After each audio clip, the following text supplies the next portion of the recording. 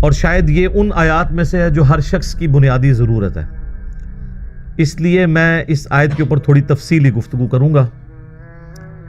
اس کے اندر اللہ تعالیٰ نے گناہ کے حوالے سے جو اپنا پوائنٹ آف ویو ہے وہ کھول کر بیان کر دیا ہے کہ میں کن گناہوں کے بارے میں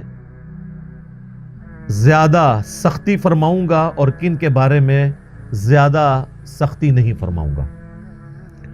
پہلے اس آیت کو کور کرتے ہیں، پھر انشاءاللہ اس کے کانٹیکسٹ میں کراس ریفرنس کے طور پہ قرآن حکیم سے کچھ آیات پیش کروں گا گناہ کبیرہ کے پوائنٹ آف ویو سے، اور کچھ صحیح الاسناد احادیث بھی انشاءاللہ اس حوالے سے ڈسکس کریں گے۔ اعوذ باللہ من الشیطان الرجیم، بسم اللہ الرحمن الرحیم۔ ان تجتنبوا کبائر ما تنہون عنہ، اگر تم ان بڑے بڑے گناہوں سے بچ جاؤ گے جن سے ہم نے تمہیں روکا ہے، نکفر عنکم سیئاتکم، تو باقی سارے گناہ ہم تمہارے ویسے ہی معاف کر دیں گے، محو کر دیں گے۔ وندخلکم مدخلا کریما، اور ہم تمہیں داخل کریں گے عزت والی جگہ پر، یعنی اللہ نے جو رحمت کا مقام اپنا رکھا ہے، جنت۔ اللہم اجعلنا منہم، آمین۔ اللہم انا نسألک جنت الفردوس مع النبیین والصدیقین والشہداء والصالحین، آمین۔ تو یہاں پہ بنیادی فلسفہ اللہ نے بیان کر دیا ہے کہ اگر تم بڑے بڑے گناہوں سے بچ جاؤ گے نا، چھوٹوں سے ہم ویسے ہی درگزر کر دیں گے۔ یہ بہت بڑی بات ہے، اور یہ ٹاپک جو ہے قرآن حکیم میں دو مقامات کے اوپر جو ہے وہ اس انداز میں بیان ہوا ہے کہ جس سے پوری ڈاکٹرن کلیئر ہو جائے گی۔ ایک مقام یہ ہے، اور ایک پارہ نمبر 27 کے اندر سورۃ النجم کی آیت نمبر ہے 32، وہ آیت بھی میں ساتھ کور کر دیتا ہوں تاکہ آپ کو کراس ریفرنس کے طور پہ یہ پتہ چل جائے۔ الذین یجتنبون کبائر الاثم، وہ لوگ جو کہ بڑے بڑے گناہوں سے بچ جاتے ہیں، والفواحش، اور بے حیائی کے کاموں سے، الا اللمم، سوائے چھوٹی موٹی چیزیں جو ہو جاتی ہیں، یعنی اس کو اللہ نے خود ہی بینیفٹ دے دیا، چھوٹی موٹی چیزوں کو ہم درگزر کر دیں گے۔ یہ الا اللمم، چھوٹی موٹی چیزیں۔ ان ربک واسع المغفرہ، بے شک تیرا رب وسیع مغفرت والا ہے۔ ہوا اعلم بکم، وہ تو تمہیں اس وقت سے جانتا ہے، اذ انشأکم من الارض، جب تم زمین سے پیدا ہوئے تھے، پھوٹے تھے زمین سے۔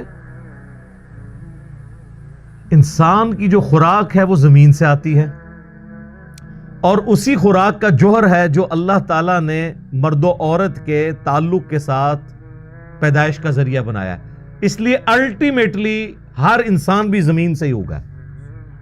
یہ ہے اس کے اندر باریکی۔ وَإِذْ أَنْتُمْ أَجِنَّةٌ فِي بُطُونِ أُمَّهَاتِكُمْ، اور وہ اس وقت بھی تمہیں جانتا ہے جب تم ایک جنین کی شکل میں، ایک ایمبریو کی شکل میں رحم مادر میں تھے، ماں کے شکم میں تھے، وہ اس وقت سے تمہیں جانتا ہے۔ یعنی اللہ تعالیٰ سے کون سی انسان کی چیزیں چھپی رہ سکتی ہیں؟ فَلَا تُزَكُّوا أَنفُسَكُمْ، تو مت کہا کرو اپنے آپ کو کہ میں بڑا پرہیزگار اور نیک ہوں۔ هُوَ أَعْلَمُ بِمَنِ اتَّقَىٰ، وہ خوب جانتا ہے کہ کون کتنا متقی ہے۔ اللہ کہہ رہے زمین سے جب تم اگے تھے، سر یہ اللہ ہی ڈیٹا رکھ سکتا ہے کہ زمین سے جو گندم اگنی ہے، یہ گندم کس نے کھانی ہے، اور باقی چیزیں جو انسان استعمال کرتا ہے، اس سے پھر وہ جو قطرہ بننا ہے منی کا اور مرد و عورت کا جو ملاپ، پوری کی پوری چیزیں، یعنی بالکل جسے کہتے ہیں نا بنیاد تک اللہ تعالیٰ کے علم میں ہے۔ تو اللہ تعالیٰ کو کوئی اپنے نیکوکاری کا احسان نہیں جتا سکتا، اللہ کو پتہ ہے کون کتنا نیک ہے۔ اس میں بھی آیا الا اللمم، ہم جو باریک چیزیں ہیں نا اس میں نہیں پڑیں گے۔ اگر موٹی موٹی چیزوں سے بچ لیا، لیکن اب وہ موٹی چیز میں ساتھ بے حیائی کو بھی ذکر کر دیا، یعنی بے حیائی اتنی موٹی تھی کہ اسے موٹی چیز میں سے بھی نکال کے الگ سے بیان کیا۔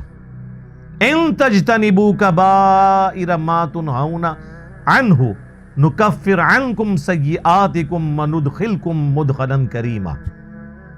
बड़े बड़े गुनाहों से बचोगे तो छोटे गुनाहों से हम दरगुजर कर देंगे और तुम्हें इज्जत के मकाम में दाखिल करेंगे। यहां पे ये फलसफा बयान हुआ है कि अल्लाह ताला के लिए जो सेंसिटिव एरिया है ना, वो बड़े बड़े गुनाह है, छोटे गुनाहों से वो दरगुजर फरमा देगा। यानी छोटे गुनाह की मुआफी मांगने की भी जरूरत नहीं पड़ेगी, वो खुद ब खुद ऑटोमेटिकली नेक अमाल से मुआफ होते जाएंगे। ये मतलब है इसका। बड़े गुनाह तो मुआफी मांगने से और आइंदा उस गुनाह को ना करने का पक्का अहद करने से मुआफ होंगे, लेकिन छोटे गुनाह नेकियों से ऑटोमेटिकली धुल जाएंगे। इस कॉन्टेक्स्ट में एक आयत है जो इस फलसफे को सपोर्ट करती है, वो है सूरह हूद की आयत नंबर 114।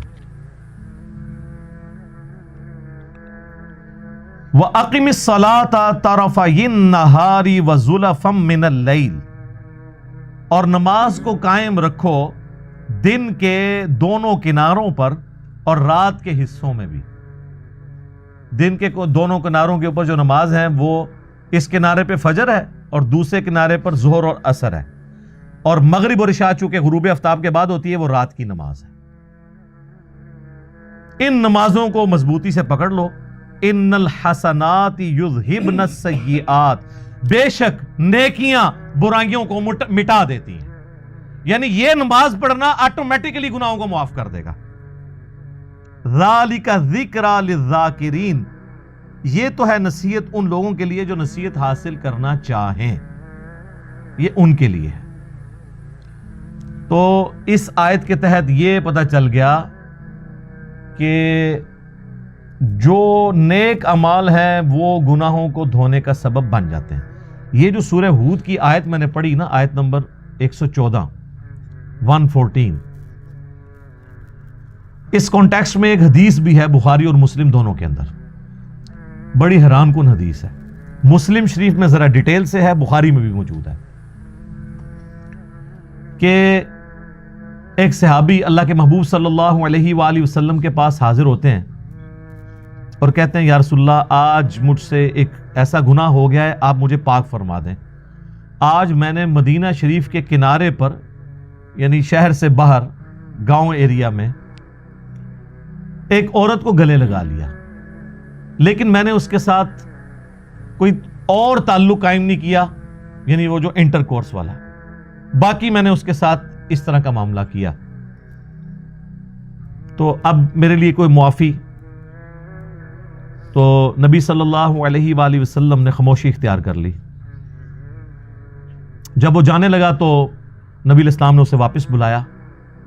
उसी वक्त नबी इस्लाम पे ये आयत नाजिल हुई सूरह हूद की 114। आपने ये आयत तिलावत की कि दिन के दोनों सिरों पर और रात के औकात में नमाज को कायम रखो, बेशक नेकियां गुनाहों को मिटा देती हैं, महव कर देती हैं। तो नबी इस्लाम ने कहा कि नमाज पढ़ो, तुम्हारा ये गुनाह मुआफ हो जाएगा। अच्छा, बाद लोग इससे समझते हैं कि कोई अगर डेट्स मारता रहे लड़कियों के साथ, नमाज पढ़ ले तो ऑटोमेटिकली मुआफ हो जाएगी। नहीं, इस पे भी इजमा है पूरी उम्मत के उलमा का, चाहे सुन्नी हो या शिया, कि किसी छोटे गुनाह को छोटा समझ के तकरार के साथ करना भी गुनाह कबीरा है। ये तो एक कभी कभार हो जाए ना, लेकिन वो ये तो नहीं था कि नबी इस्लाम ने उससे ये कहा कि हाँ रोजाना गले लगा लिया करो, उसके बाद फिर नमाज पढ़ लिया करो। ऐसा नहीं है। यानी कभी कभार कोई नफ्स से मगलूब हुआ तो उसकी नेकियां गुनाहों को महव कर देंगी। इसी को सपोर्टिव एक और हदीस है बुखारी और मुस्लिम दोनों के अंदर। नबी सल्लल्लाहु अलैहि वसल्लम ने फरमाया, भला बताओ तो अगर किसी शख्स के घर के आगे से नहर गुजरती हो और वो रोजाना उसमें 5 दफा गुस्ल करे तो उसके जिस्म पे कोई मैल बाकी रह जाएगा? साहबा ने कहा, नहीं या रसूलुल्लाह सल्लल्लाहु अलैहि वसल्लम। तो आपने फरमाया कि फिर 5 नमाजों की मिसाल भी ऐसी ही है कि उसके जिस्म से गुनाह सारे धुल जाएंगे। लेकिन लेकिन लेकिन छोटे गुनाह, बड़े गुनाह नहीं मुआफ होंगे। बड़े गुनाह सिर्फ तौबा से मुआफ होते हैं और आइंदा गुनाह ना करने का पक्का अहद करना। چھوٹے گناہ آٹومیٹکلی نیکیوں سے معاف ہو جاتے ہیں، اور بڑے گناہ جب معاف ہوتے ہیں وہ سورۃ الفرقان کی آیت نمبر 70 ہے، 70 نمبر، کہ اگر کوئی بڑے بڑے گناہوں سے توبہ کر لے، حتیٰ کہ اللہ نے اس بڑے گناہوں میں شرک کو ذکر کیا، قتل نہ حق کو ذکر کیا، زنا کو ذکر کیا، اور کہا کہ اگر کوئی ان سے بھی توبہ کر لے ہم اس کے گناہوں کو بھی نیکیوں سے بدل دیں گے، صرف معاف نہیں کریں گے، گناہوں کو نیکیوں سے بدل دیں گے۔ سبحان اللہ وبحمدہ سبحان اللہ العظیم، آمین۔ تو بڑے بڑے گناہوں سے اگر توبہ کر لی جائے تو وہ اتنی بڑی نیکیاں بن جائیں گی، لیکن وہ توبہ پاکستانی توبہ نہیں ہوگی، وہ پکی والی توبہ ہوگی۔ اور توبہ کا طریقہ اللہ تعالیٰ نے قرآن میں بتا دیا ہے کہ پاکستانی توبہ میں، یعنی جس کو میں کہتا ہوں کہ کتابوں کے خدا میں اور بابوں کے خدا میں کیا فرق ہے۔ سورۃ النحل کی آیت نمبر ہے 119، اس میں اللہ تعالیٰ نے اپنا کانسیپٹ بتا دیا توبہ کا۔ ثم ان ربک للذین عملوا السوء بجہالۃ، اس کے بعد تمہارا رب ان لوگوں کے حق میں جو جہالت میں گناہ کر بیٹھیں، ثم تابوا من بعد ذلک، اور پھر گناہ کے بعد فوراً توبہ کر لیں، وَأَصْلَحُوا، اور اپنی اصلاح کر لیں، یعنی بندے کے پتر بن جائیں، جو ہوا اس کے بعد پھر وہ ٹھیک بھی کریں اپنے آپ کو۔ إِنَّ رَبَّكَ مِن بَعْدِهَا، اس کے بعد تیرا رب لغفور الرحیم، ضرور بخشنے والا مہربان ہے۔ کس کے بعد؟ جو توبہ کرے، رجوع لائے اللہ کی طرف اور اپنے آپ کو سدھار لے، پھر میں اس کو معاف کروں گا۔ خالی استغفار کی تسبیح پھیرنے سے معافی نہیں ہوگی۔ یہ ہے کنسپٹ قرآن کا۔ یہ پیرلل میں دو چیزیں نہیں چل سکتی، اللہ کے ساتھ بغاوت بھی اور خالی استغفار کی تسبیح پڑھنا۔ تو یہ کنسپٹ اللہ تعالیٰ نے توبہ کے حوالے سے کلیئر کر دیا۔ اب آ جائیں اس طرف جو میں نے کہا کہ کبیرہ کبیرہ گناہوں سے اگر بچ جائیں تو چھوٹے معاف ہو جائیں گے۔ اس کو سپورٹیو ایک اور حدیث ہے جو صحیح مسلم میں ہے، وہ ڈسائسو حدیث ہے۔ اس کے الفاظ ہیں، اگر بڑے بڑے گناہوں سے بچا جائے تو ایک نماز سے دوسری نماز، ایک جمعے سے دوسرا جمعہ، اور ایک رمضان سے دوسرا رمضان درمیان کے تمام گناہوں کا کفارہ بن جائے گا، اگر بڑے بڑے گناہوں سے بچا جائے۔ اب یہ نہیں ہے کہ ادھر سے ایک جمعہ پڑھا، ادھر سے ایک جمعہ، اور درمیان والے معاف نہ، کیونکہ اس کے الفاظ ہیں اگر بڑے گناہوں سے بچا جائے۔ تو مجھے بتائیں نماز چھوڑنے سے بڑا گناہ کون سا ہو سکتا ہے؟ صحیح مسلم میں حدیث ہے، بندے کے کفر اور ایمان کے درمیان، شرک اور اسلام کے درمیان فرق نماز ہے۔ لہٰذا جو نماز چھوڑتا ہے تو ایک جمعے سے دوسرا جمعہ درمیان کے گناہوں کا اس کا کفارہ نہیں بنے گا، ایک رمضان سے دوسرا رمضان درمیان کے گناہوں کا کفارہ نہیں بنے گا، ایک نماز سے دوسری نماز درمیان کے گناہوں کا کفارہ نہیں پڑے گی کہ اگر کوئی کہے جی میں فجر پڑھ لوں اور ادھر سے عشاء پڑھ لوں درمیان والی معاف ہو جائے، نہیں۔ جامعہ ترمذی میں حدیث ہے، شقیق تابعی کہتے ہیں کہ صحابہ کرام نماز چھوڑنے والے کے علاوہ کسی کی تکفیر نہیں کرتے تھے، جو نماز نہیں پڑھتا تھا اس کو وہ کافر سمجھتے تھے۔ یہ پاکستان کے شناختی کارڈ میں بے نمازی مسلمان ہے، اللہ کے ہاں بے نمازی مسلمان نہیں ہے۔ جامعہ ترمذی میں حدیث ہے، جس نے جان بوجھ کے نماز چھوڑ دی اس نے کفر کیا۔ اور جان بوجھ کے چھوڑنے سے مراد یہ نہیں کہ بندہ کہ جی میں بڑا مصروف ہوں، نہیں۔ بخاری و مسلم دونوں میں حدیث ہے کہ اگر کوئی شخص بھول جائے یا سویا ہوا ہو تو جیسے ہی اسے یاد آئے یا وہ اٹھے تو نماز پڑھ لے، اور پھر نبی علیہ السلام نے وہ آیت تلاوت کی سورہ طٰہٰ کی، وَأَقِمِ الصَّلَاةَ لِذِكْرِي، اور میری یاد کے لیے نماز کو قائم رکھنا۔ تو نبی علیہ السلام نے فرما دیا کہ وہ جو جان بوجھ کے یہ ہے کہ ایک بندہ جاگ بھی رہا تھا اور بھولا ہوا نہیں تھا اور اس نے نماز چھوڑ دی، وہ مارا گیا۔ ایک اور چیز ہو سکتی ہے کہ کوئی مجنون ہو جائے، جو صحیح بخاری میں مولا علی کا قول ہے تعلیقاً کہ 3 لوگوں سے قلم اٹھا لیا گیا ہے، چھوٹے بچے سے، پاگل سے اور سوئے ہوئے شخص سے، یہاں تک کہ وہ جاگ جائے۔ تو یہ حدیث مرفوع بھی ہے، نبی علیہ السلام سے بھی مولا علی نے نقل کی ہے، سنن ابن ماجہ میں بھی ہے، ترمذی میں بھی، بخاری میں امام بخاری اسے چیپٹر کی ہیڈنگ میں لے کے آئے ہیں۔ اس کانٹیکسٹ میں جو سیدنا عمر کے پاس ایک دفعہ ایک مقدمہ کسی پاگل کے بدکاری کرنے کا آیا تھا، تو مولا علی نے کہا تھا کہ اس کے اوپر سزا جاری نہیں ہوگی کیونکہ اس کا ذہنی توازن درست نہیں ہے۔ تو پاگل کوئی ہو گیا ہے، سویا ہوا ہے، بھول گیا ہے، تو پھر معاملہ الگ ہے، ورنہ آپ نے نماز پڑھنی ہے، اور نماز چھوڑنے کی معافی جو ہے وہ نیک اعمال سے نہیں ہوگی، کیونکہ یہ تو فرض ہے، اسی طریقے سے باقی جو فرائض ہیں۔ تو یہ گناہ کبیرہ کے حوالے سے کانسیپٹ کلیئر ہو گیا۔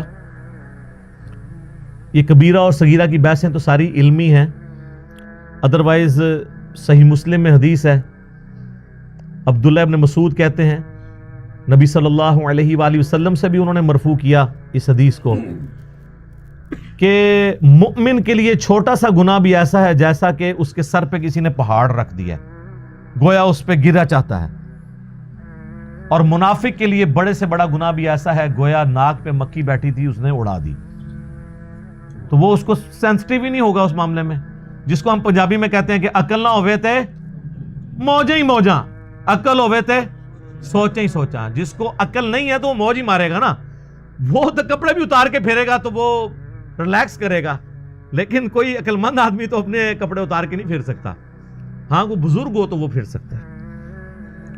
مجذوب تو اس کا بھی وہ کہتے ہیں کہ جی انہاں تو قلم اٹھے ہے، تو سیدھی طرح کونا پاگل نے قلم اٹھے ہے، مجنون، مجذوب، شطحیات، پنجابی بونگیاں۔ تو آپ دیکھ لیں کتنے ننگے پیر ہیں، ہمارے کتنے پرائم منسٹر ہیں جو وہ ان ننگے پیروں کے پاس جا کے بیٹھتے تھے اور جا کے ان سے تھاپڑے مرواتے تھے۔ ان سارے پیروں کو کہے نا پاکستان کا قرضہ اتار دیں نا، بجلی پوری کر دیں، پرائم منسٹر تو ظاہر ہے جڑی جماعتاں انہوں نے جی بننا ہے نا کسی نے، ٹھیک ہے۔ تو یہ ساری کہانیاں ہیں اور یہ سارے ان کے پاس پہنچے ہوتے ہیں، یہ ہماری یعنی قوم کی ایز اے قوم جہالت ہے۔ تو اللہ تعالیٰ نے گناہ کبیرہ کے حوالے سے بتا دیا۔ اب آخر میں اگر میں لسٹ کا ذکر کروں، یہ ایک تلخ چیز تھی جو میں نے اس آیت کے کانٹیکسٹ میں آخر میں رکھی ہے کہ یہ ہماری بدقسمتی کہہ لیں کہ اکثر گناہ جو ہمیں معلوم ہیں وہ سب کے سب کبیرہ گناہ ہیں، ان میں کوئی گناہ چھوٹا گناہ نہیں ہے، ہم ان کو چھوٹا سمجھ رہے ہوتے ہیں۔ اگر آپ کو یہ سارے گناہوں کی لسٹ چاہیے نا تو بخاری مسلم کے حوالے سے مشکات المصابیح میں اگر آپ چلے جائیں نا تو مشکات کے شروع ہی میں پہلی جلد کے اندر آپ کو ایک چیپٹر ملے گا گناہ کبیرہ کا بیان، کیونکہ یہ کمبائنڈ فارم میں نوٹس ہیں مشکات، میں اسی لیے بار بار ایمفسائز کرتا ہوں کہ مشکات ضرور لیں۔ مثلا پہلی حدیث اس چیپٹر میں وہ بخاری اور مسلم دونوں سے لے کے آئے ہیں، یہ عبداللہ ابن مسعود رضی اللہ تعالیٰ عنہ کہتے ہیں کہ نبی علیہ السلام سے کسی نے عرض کیا کہ اللہ کے نزدیک سب سے بڑا گناہ کون سا ہے؟ تو آپ نے فرمایا کہ تم اللہ کا شریک بناؤ حالانکہ اس نے تمہیں پیدا کیا ہے، یعنی شرک سب سے بڑا گناہ۔ اس نے پوچھا اس کے بعد، فرمایا اس اندیشے سے بچے کو قتل کر دو کہ وہ تمہارے ساتھ کھائے گا، اولاد کو اس لیے سے ایک فیملی پلاننگ ہے وہ الگ چیز ہے، اس کا جواز موجود ہے، اس پہ میری ویڈیوز ریکارڈ ہے۔ یہ ہے کہ پریگنینسی آئیڈینٹیفائی ہو گئی ہے اور آپ بچے کو قتل کر دیتے ہیں یا بچوں سمیت خودکشی کر لیتے ہیں، جو پاکستان میں خبریں اکثر آتی رہتی میڈیا میں۔ اس نے عرض کیا اس کے بعد، تو فرمایا اپنی پڑوسی کی بیوی کے ساتھ بدکاری کرنا، بدکاری تو کسی کے ساتھ بھی کرنا برا ہے لیکن پڑوسی کا چونکہ حق ہے اس لیے اس کو ذکر کیا۔ پھر نبی صلی اللہ علیہ وآلہ وسلم نے سورۃ الفرقان کی آیت تلاوت کی، والذین لا يدعون مع اللہ الہا آخر ولا يقتلون النفس التي حرم اللہ الا بالحق ولا يزنون، جو میں نے شروع میں بھی حدیث کا ذکر کیا تھا کہ حدیث میں 3 بڑے گناہ بیان ہوئے ہیں۔ اگلی حدیث امام بخاری لے کے آئے ہیں جو مشکات والے امام نے نقل کی ہے کہ نبی علیہ السلام نے فرمایا اللہ کے ساتھ شریک بنانا، والدین کی نافرمانی کرنا، کسی کو ناحق قتل کرنا اور جھوٹی قسم اٹھانا کبیرہ گناہ ہے۔ دیکھ لیں یہ بھی کبیرہ ہے۔ اس سے اگلی حدیث بخاری اور مسلم دونوں میں ہے کہ جھوٹی قسم کی بجائے جھوٹی گواہی کا ذکر ہے اس حدیث کے اندر کہ جھوٹی گواہی دینا بھی گناہ کبیرہ ہے۔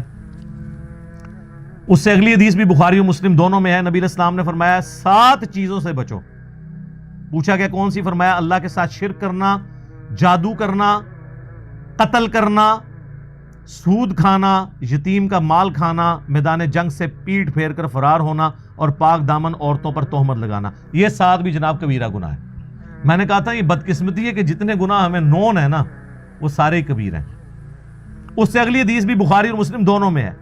نبی علیہ السلام نے فرمایا جب زانی زنا کرتا ہے اس وقت وہ مومن نہیں ہوتا. جب چور چوری کر رہا ہوتا ہے وہ اس وقت مومن نہیں ہوتا. جب شرابی شراب پی رہا ہوتا ہے وہ اس وقت مومن نہیں ہوتا. اور جب وہ یہ کام کر چکتا ہے تو یعنی ایمان اس میں سے نکل جاتا ہے، اس کے بعد اس کے اندر ایمان دوبارہ لوٹتا ہے. اور خیانت کرنے والا خائن اس وقت مومن نہیں ہوتا. اور پھر آخر میں الفاظ ہیں پس تم بچ جاؤ، پس تم بچ جاؤ. 2 دفعہ نبی علیہ السلام نے فرمایا. تو آگے بخاری مسلم دونوں میں حدیث ہے منافق کی 3 نشانیاں ہیں، جب بات کرے تو جھوٹ بولے، وعدہ کرے تو خلاف ورزی کرے، اور جب امانت رکھی جائے خیانت کرے. لو جی پوری قوم کے اوپر فٹ ہو رہی ہے. اور مسلم میں تو آگے الفاظ ہیں اگرچہ وہ روزہ رکھے، نماز پڑھے اور مسلمان ہونے کا دعویٰ بھی کرے تب بھی وہ منافق ہے. یعنی عملاً منافق ہے، اعتقاداً نہیں. اعتقاداً تو مسلمان ہے لیکن عملاً منافق ہے. اور ایک اور حدیث ہے بخاری اور مسلم کی، اس میں 4 چیزوں کا ذکر ہے. نبی علیہ السلام فرمایا جو 4 خصلتیں جس میں ہوں گی وہ پکا منافق ہے، اور جس میں ایک ہوئی وہ بھی نفاق کی ایک شاخ کے اوپر ہے، یہاں تک کہ اس عمل کو چھوڑ دے. نمبر 1 امانت رکھی جائے تو خیانت کرے. نمبر 2 بات کرے تو جھوٹ بولے. نمبر 3 عہد کرے تو توڑ دے. اور جب جھگڑا ہو تو گالی گلوچ پر اتر آئے. یہ علماء تو آلموسٹ سارے اس میں آتے ہیں، گالی گلوچ پہ اتر آتے ہیں نا، کیسی کیسی موٹی موٹی گالیاں دیتے ہیں.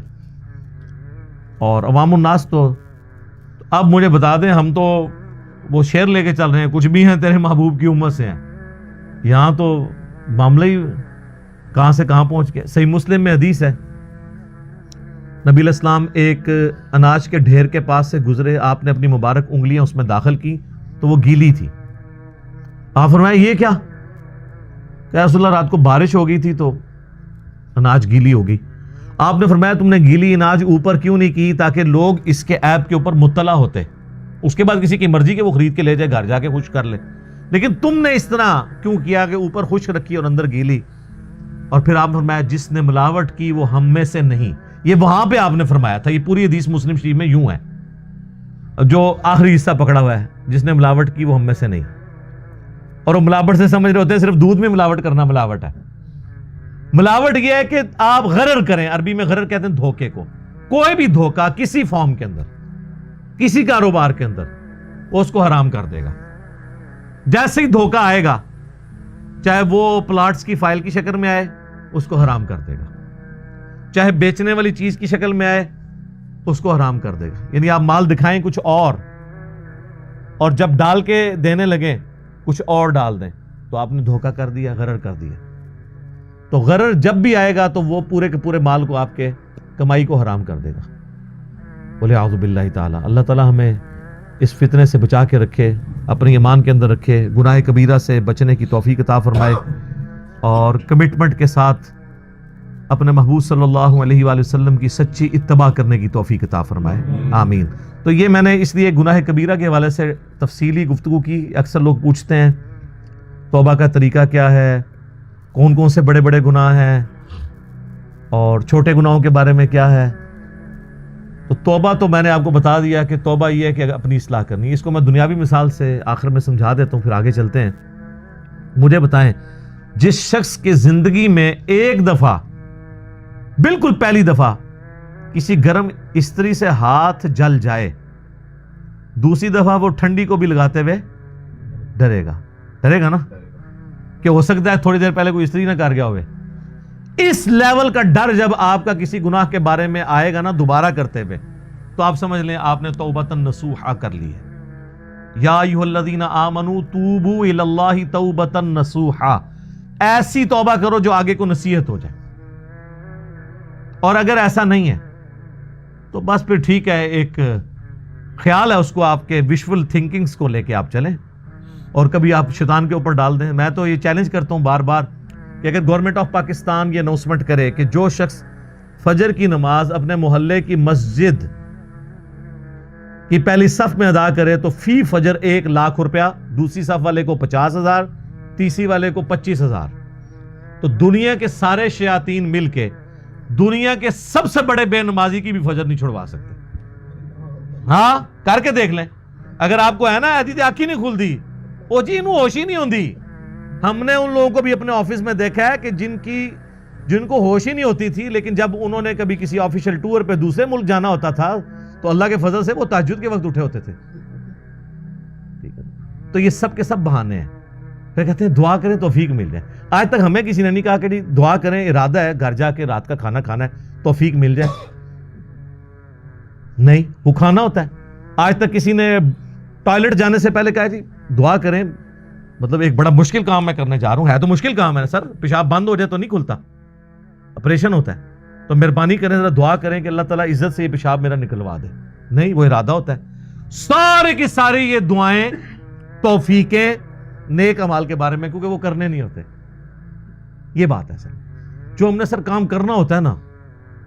آج تک کبھی ہوا ہے کہ کوئی شخص، ہمارے باوجداد میں بھی رپورٹ ہوا ہو، کوئی شخص مسجد میں نماز کے لیے گیا ہو تو شیطان دروازے پہ آ کے فزیکلی کھڑا ہو جائے، آج تک میں مسجد ہی نہیں وڑن دینا. اور یہ بھی نہیں ہوگا کہ اذان ہو اور آپ کے پاؤں آٹومیٹکلی مسجد کی طرف چل پڑیں، یہ بھی نہیں ہوگا، ورنہ تو جنت اور جہنم کا کنسپٹ ختم ہو جائے گا. یہاں اللہ نے اختیار دے دیا، انا ہدیناہ السبیل اما شاکرا و اما کفورا.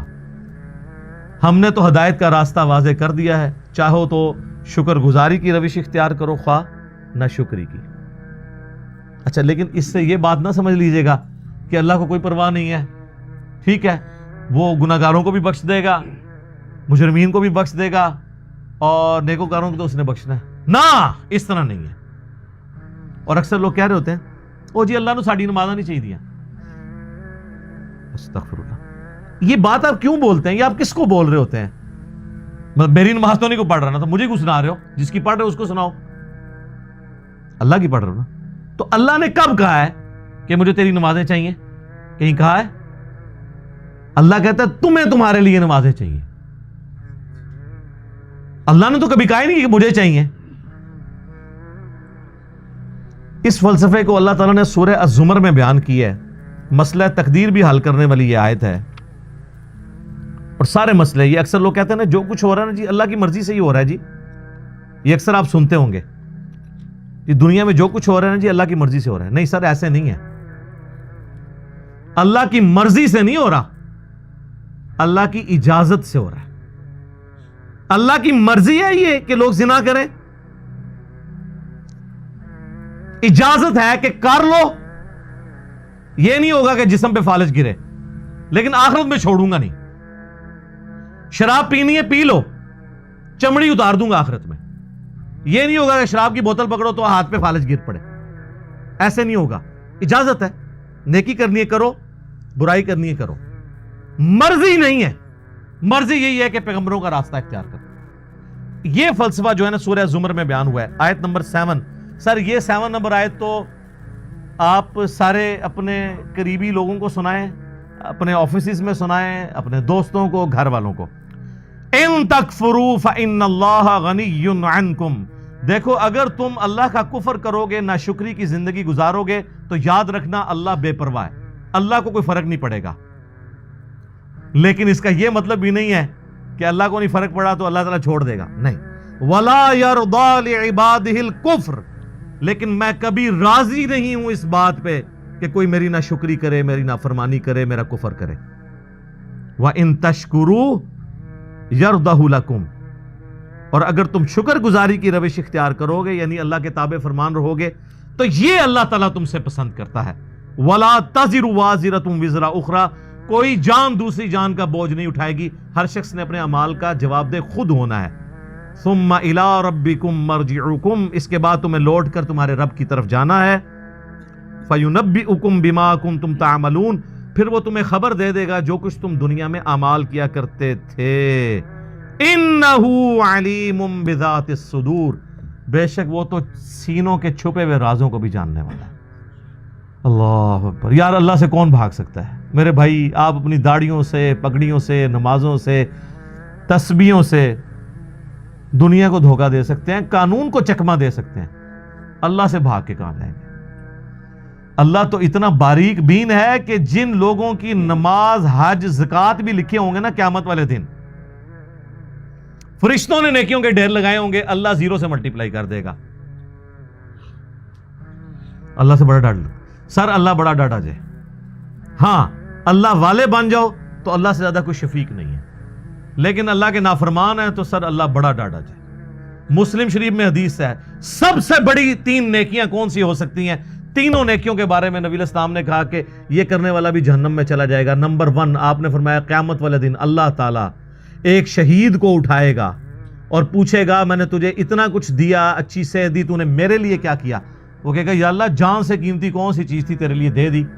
تو اللہ تعالیٰ فرمائے گا تو نے جان اس لیے دی کہ لوگ تجھے بہادر کہیں، تو دنیا نے تیری بڑی تعریف کی، تو دنیا سے اپنا اجر لے چکا ہے، میرے ہاں کوئی اجر نہیں، اوندھا منہ کر کے جہنم میں۔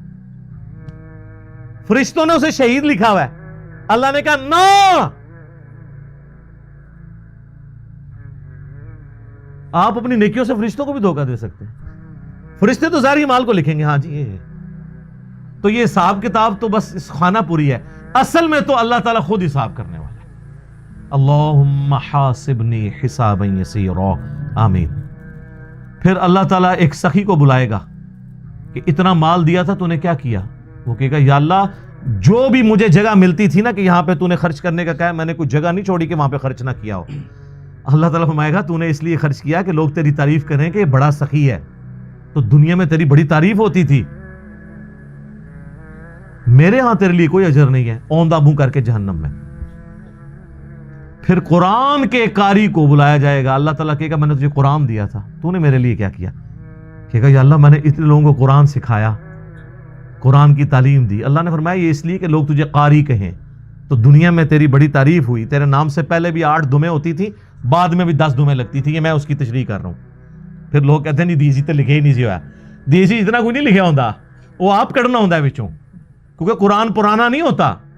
قرآن اگر نبی علیہ السلام کے زمانے میں بات ہو رہی ہے نا سورۃ الانفال میں کہ اپنے جو گھوڑے ہیں وہ جہاد کے لیے تیار رکھو، تو آج گھوڑوں کو ہم میزائل میں اور ایئر کرافٹس کی فارم میں اس کو ترجمے اور تشریح میں بیان کریں گے، ہمیں یہ کوئی گلا نہیں کرے گا یہ قرآن میں گھوڑے لکھیا سی تسی یہ کیوں بیان کیتا ہے؟ تو تسی کھوتے نہ بنو، اپنی عقل بھی استعمال کرو، وہ تو ڈاکٹرن ہوتی ہے۔ اللہ تعالیٰ اس کو اوندھا منہ کر کے جہنم میں پھینکے گا۔ سر ان 3 بڑی نیکیوں سے بڑی کو نیکی کسی کو پتا تو مجھے بتا دے۔ شہادت سے بڑی کوئی نیکی نہیں ہے، سب سے قیمتی چیز اللہ کو دے دینا، جان۔ اللہ کی راہ میں مال لوٹانا، قرآن میں نماز کے ساتھ آلموسٹ ہر جگہ انفاق فی سبیل اللہ کا حکم آیا۔ اور تیسرا قرآن کی تعلیم، وہ تو سر بخاری میں حدیث ہے تم میں سب سے بہتر وہ جو قرآن سیکھے اور سکھائے۔ ان 3 نیکیوں سے بڑی کو نیکی پاسبل نہیں ہے، لیکن 0 سے ملٹیپلائی، کیونکہ اللہ کے لیے نہیں کی۔ مسند احمد میں حدیث ہے جس نے دکھلاوے کے لیے روزہ رکھا اس نے شرک کیا، جس نے دکھلاوے کے لیے نماز پڑھی اس نے شرک کیا، اور جس نے دکھلاوے کے لیے صدقہ کیا اس نے شرک کیا۔ کی نیکی ہو گیا شرک۔ یہ کیا بات ہوئی؟ نماز کیسے شرک ہو گئی؟ نماز تو اللہ کی ہوتی ہے، پڑھی بھی اللہ کے لیے لیکن دکھانے کے لیے کسی کو۔ ہمارے ایک ایکس پریزیڈنٹ تھے نا، مجھے ان کی پالیسی سے تو بہت اختلاف ہے، جنرل ضیاء الحق، لیکن ایک مذہبی آدمی تھے۔ ان کی وجہ سے ہماری فوج کے اندر کافی ریفارمز آئیں، اور یہ بہت بڑا احسان ہے ان کا پاکستانی فوج کے اوپر، ورنہ ان سے پہلے کی فوج اور آج کی فوج میں بڑا فرق ہے۔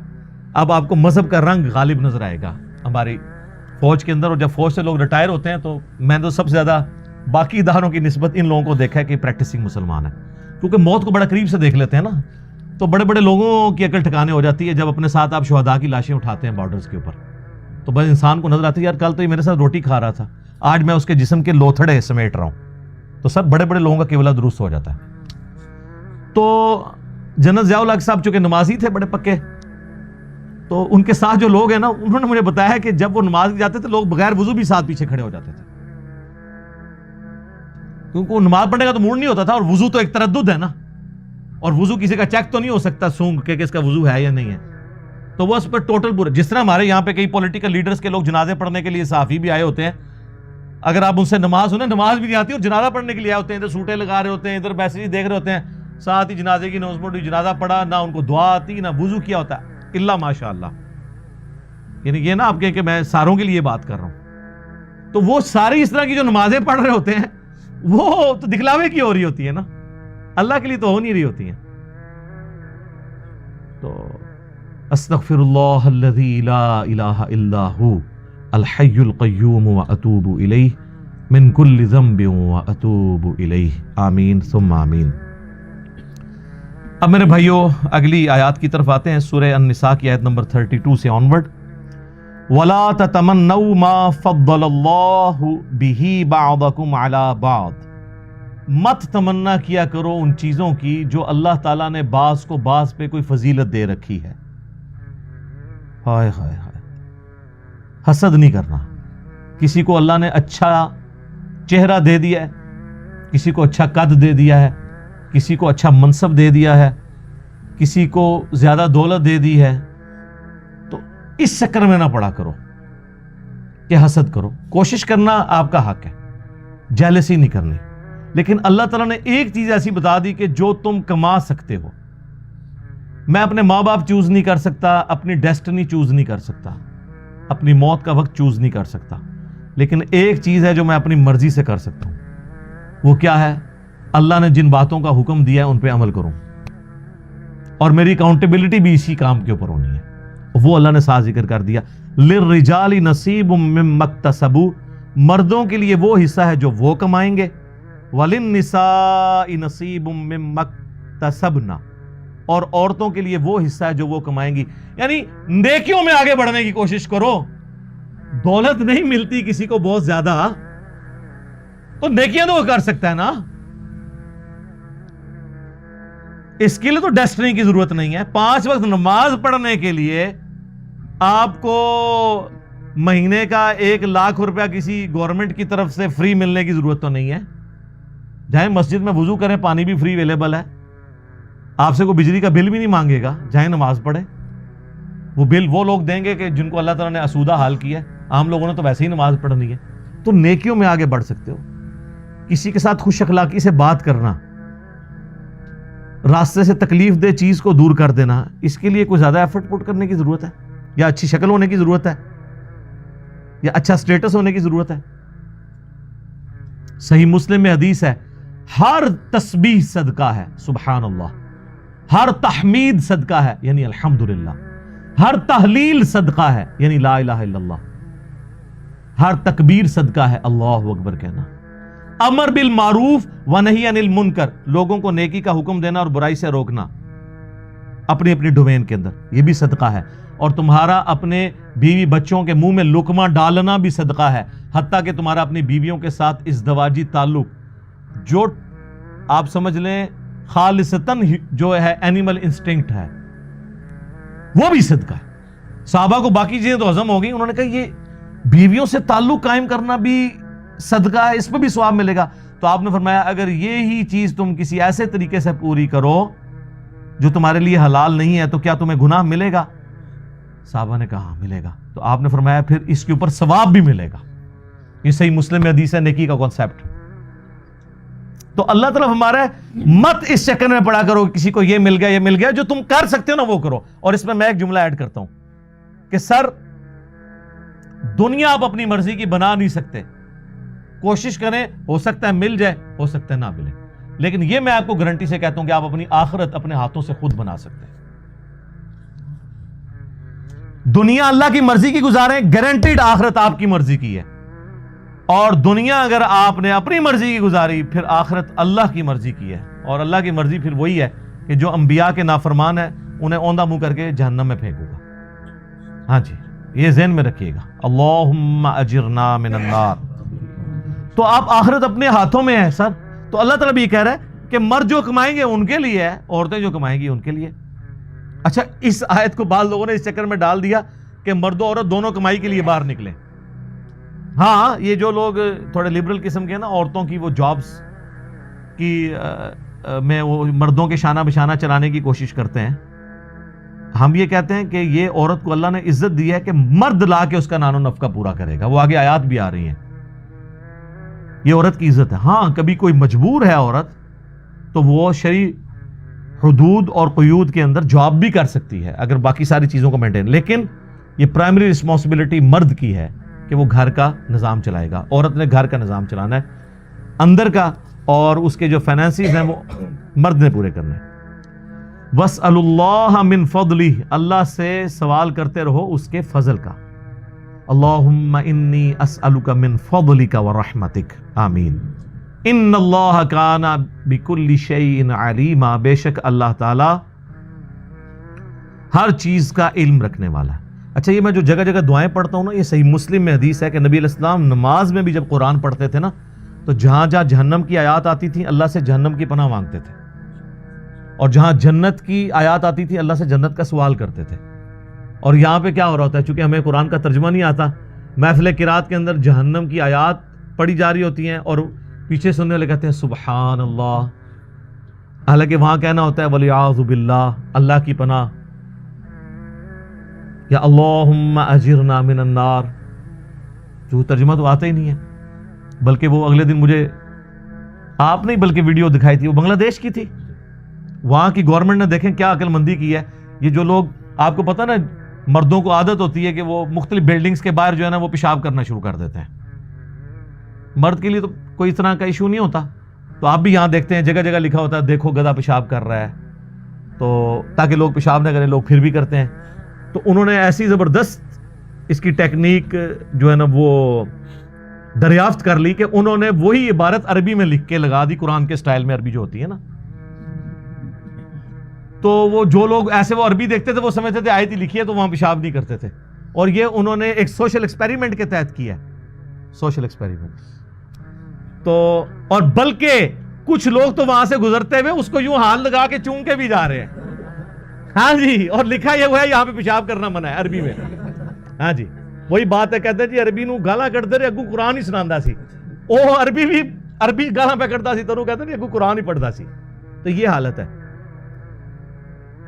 وَلِكُلٍّ جَعَلْنَا مَوَالِيَ مِمَّا تَرَكَ الْوَالِدَانِ وَالْأَقْرَبُونَ, اور ہر ایک کے لیے بنا دیے ہیں ہم نے وارث اس کے مال میں سے وہ جو چھوڑ جائیں اس کے ماں باپ اور قریبی رشتہ دار, جو ہم شروع میں ڈسکس کر چکے ہیں قانون وراثت اسلام کا, کہ جب کوئی مر جائے تو اس کی پیچھے دولت کیسے تقسیم ہوگی.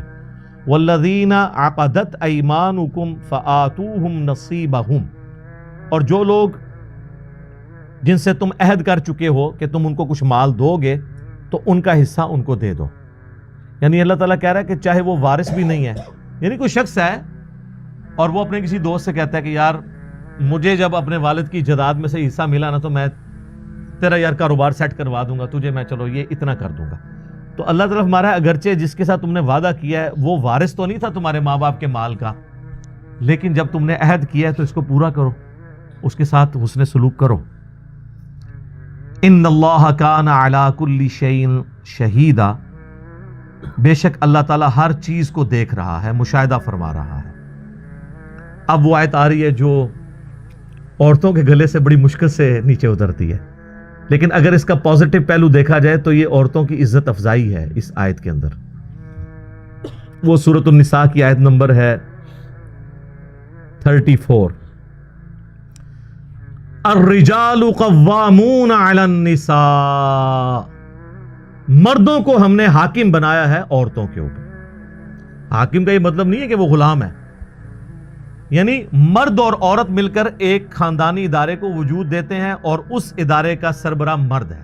سر کسی بھی ادارے کا ایک ہی سربراہ ہو سکتا ہے, دو تو ہو ہی نہیں سکتے.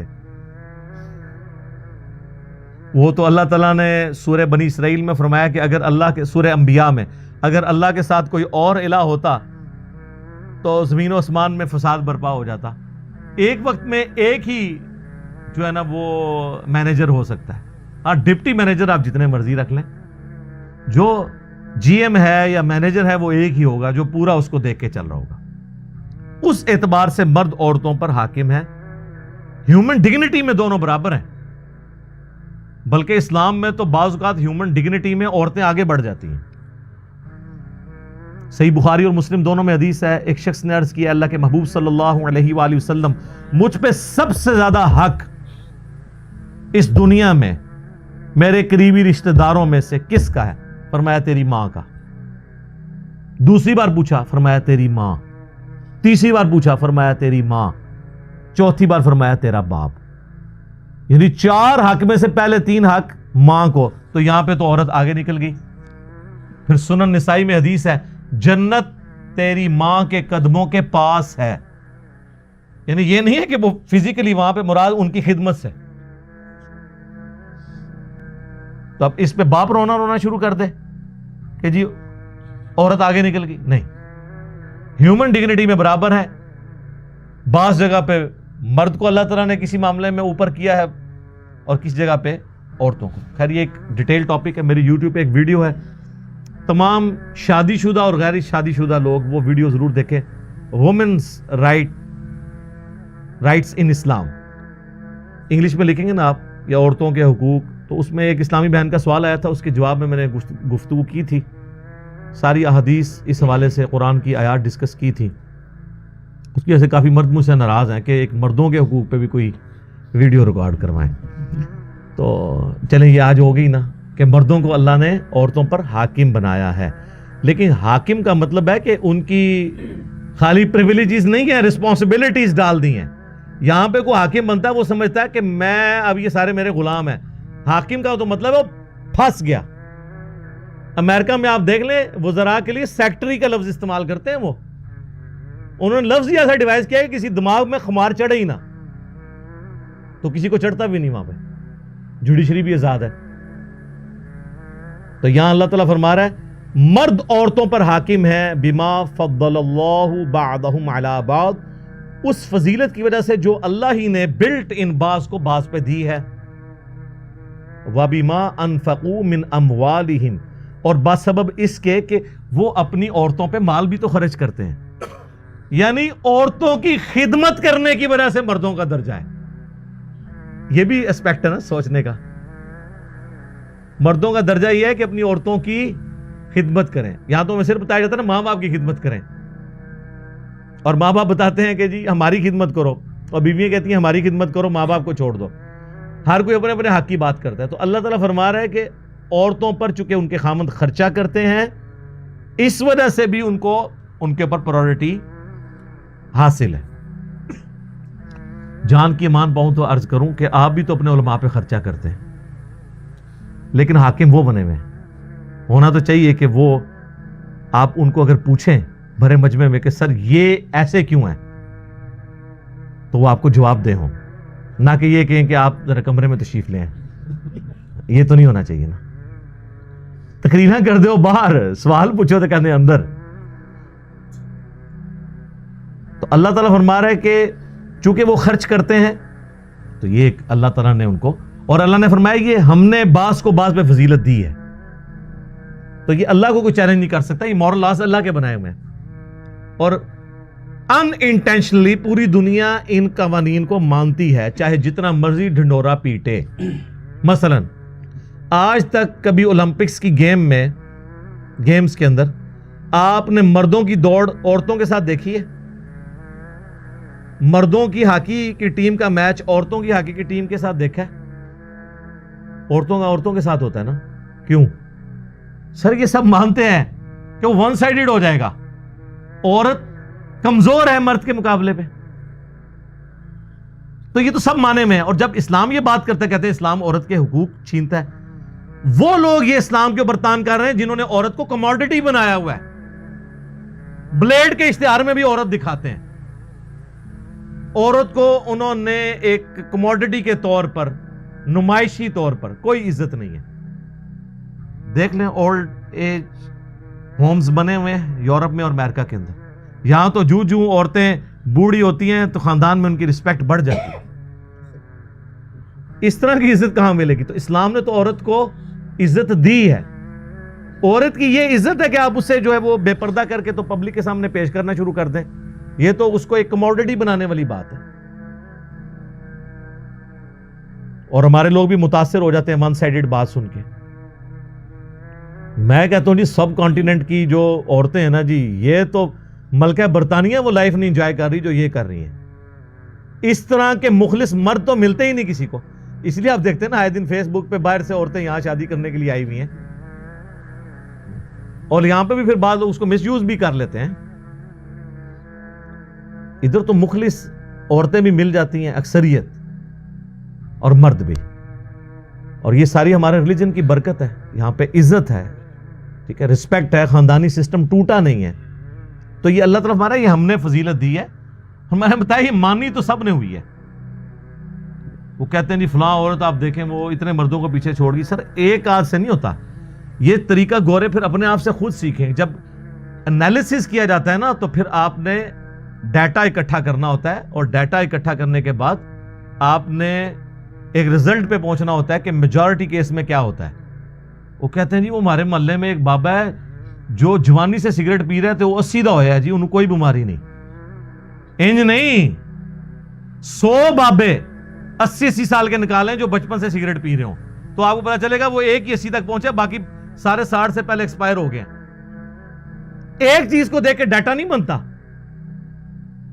کہ آپ ایک کو کنسیڈر کر کے. تو اس طرح آپ اگر کوئی بے نظیر بھٹو کی مثال دے کے تو یہ کہ پاکستان کی ساری عورتیں اتنی انٹیلیجنٹ ہوتی ہیں؟ نہیں.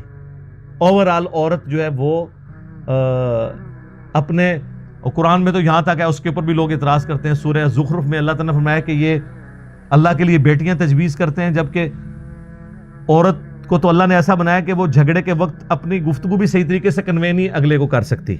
وہ کہتے ہیں نہیں قرآن میں اتنی عورت کی توہین آئی ہوئی ہے.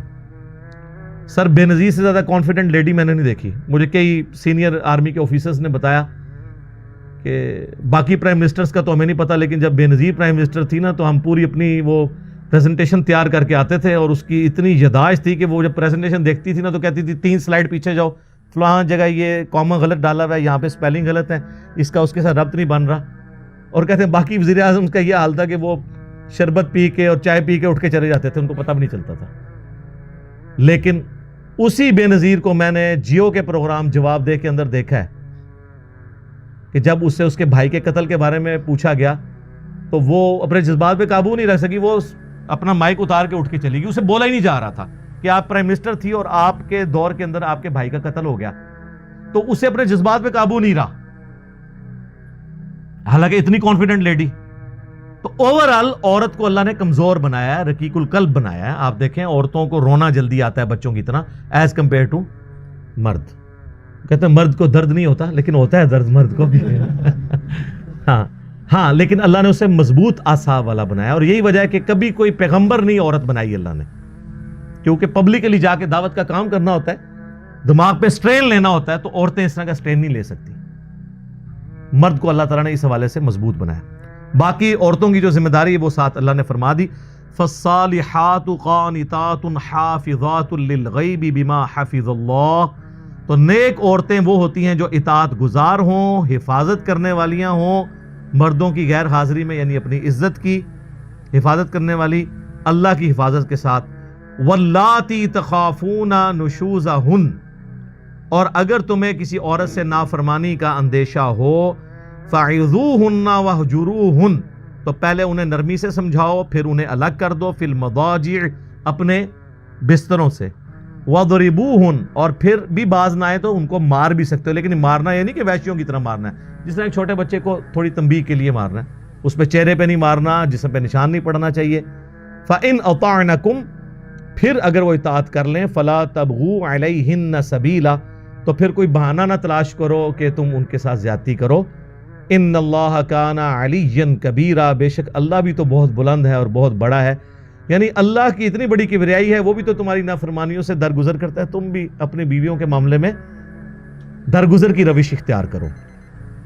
اس کانٹیکسٹ میں بخاری و مسلم دونوں میں حدیث ہے، نبی علیہ السلام نے فرمایا کہ عورت کو اللہ تعالیٰ نے آدم کی ٹیڑھی پسلی سے پیدا کیا ہے، اسے سیدھا کرنے کی کوشش نہ کرو ورنہ توڑ بیٹھو گے، اور اسے توڑنا، اسے طلاق دینا ہے. تم اس سے نفع حاصل کرو، ٹالریٹ کرو.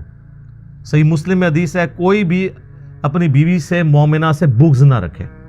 مسلم شریف میں ایک اور حدیث ہے کہ دنیا برتنے کی جگہ ہے اور سب سے بہترین دنیا کا سرمایہ نیک بیوی ہے.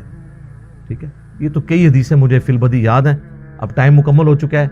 وہ جو وومنز رائٹس ان اسلام جو میری ویڈیو ہے وہ آپ ضرور دیکھیں. میں نے ان سارے ایشوز کو اس میں ڈسکس کیا ہے, اور کافی ساری باتیں کرنے والی ہیں, لیکن اب ٹائم مکمل ہو چکا ہے. پھر انشاءاللہ تعالی زندگی رہی تو اگلی کلاس کے اندر آگے سے سٹارٹ کریں گے. اللہ تعالیٰ سے دعا ہے جو حق بات میں نے کہی اللہ تعالیٰ ہمارے دلوں میں راسخ فرمائے.